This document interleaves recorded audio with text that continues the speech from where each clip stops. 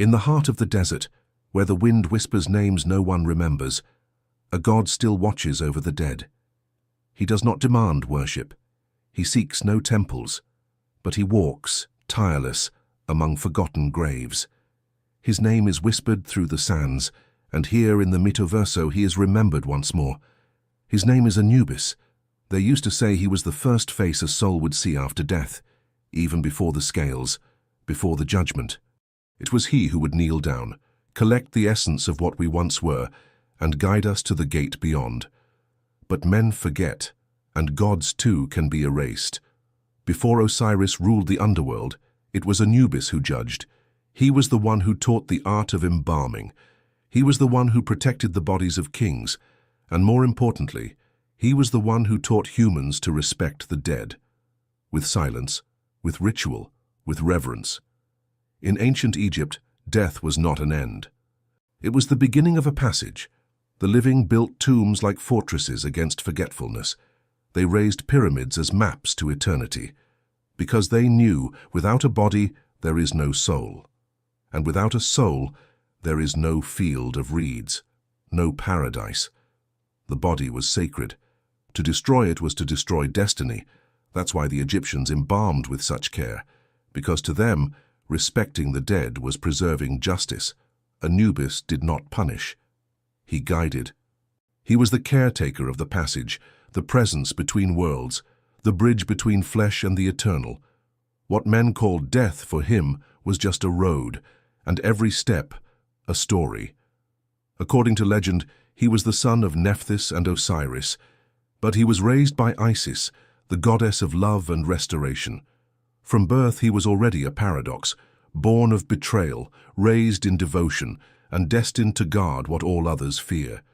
But even gods face endings. Over time, Anubis was forgotten, replaced by Osiris.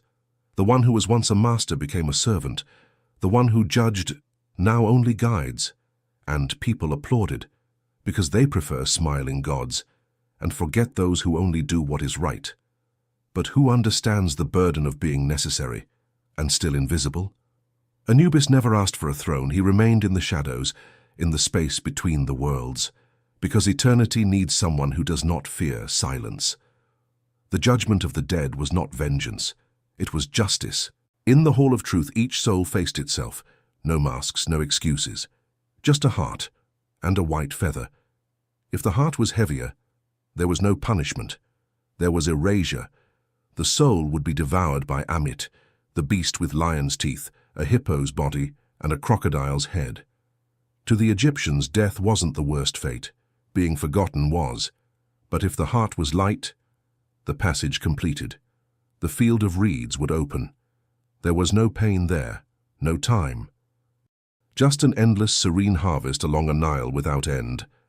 Anubis did not decide fate. He prepared it.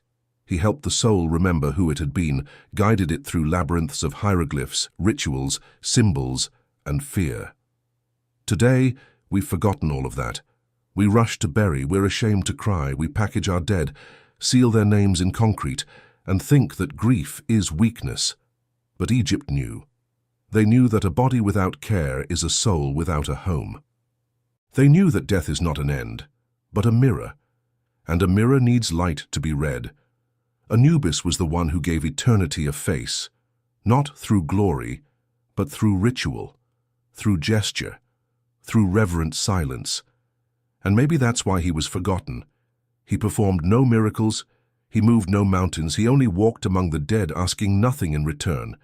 And those who walk in silence are never given statues, but he's still there, in the dreams that wake us crying, in the gravestones covered in leaves, in the names erased by time, in the eyes of those who feel grief, but can't explain why. Anubis was more than a god.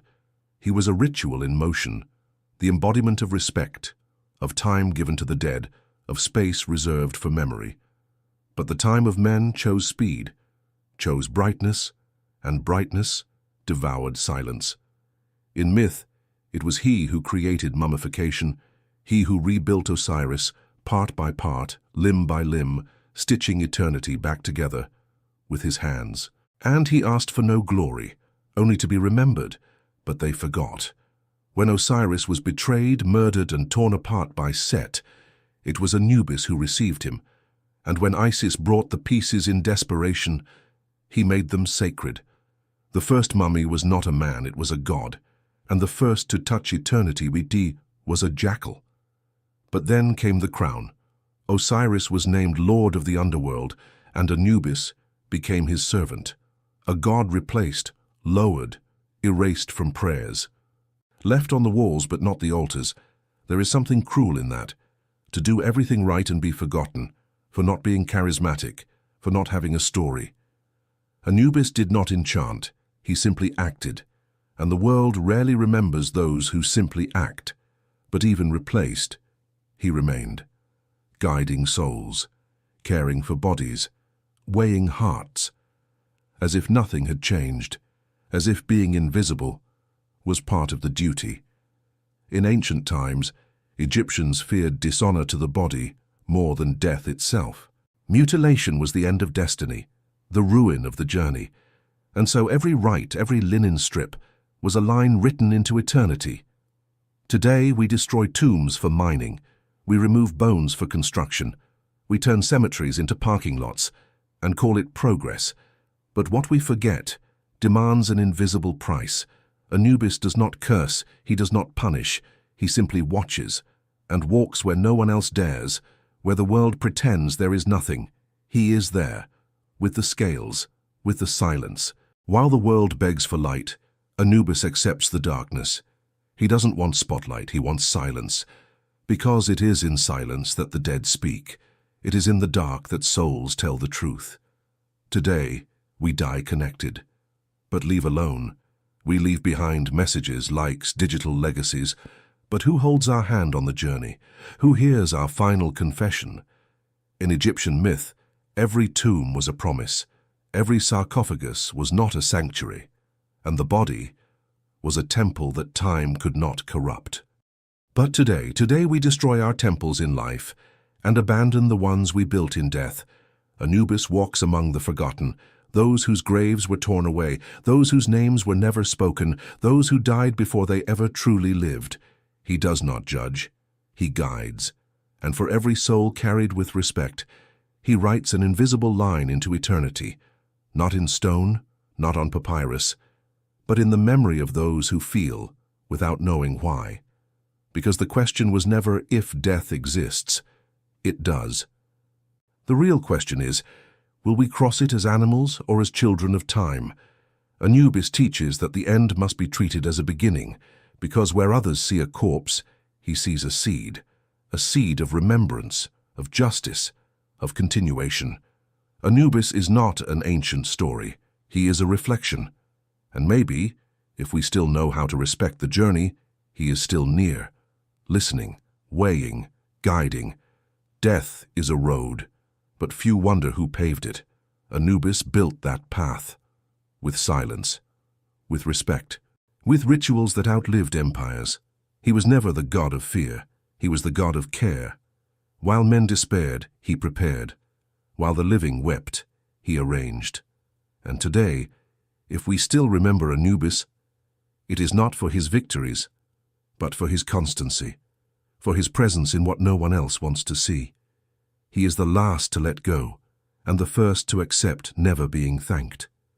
In days when grief is too much, in moments when something feels forever lost, maybe it is he who walks beside us, reminding us that the end must also be honored. We live as if we were eternal. We forget that every second is a crossing. But the ancients knew. They knew that in the end we all pass by the scales, and those who guide us also deserve to be remembered. Anubis did not vanish, he was forgotten, and there is a difference. But today, you heard him. Write in the comments, "I saw silence guide the dead." Subscribe to MythoVerse, like, share, and answer the poll. Your support is not a ritual, it's sacred. This channel grows because you walk with us. We tell the myths, but you are the MythoVerse.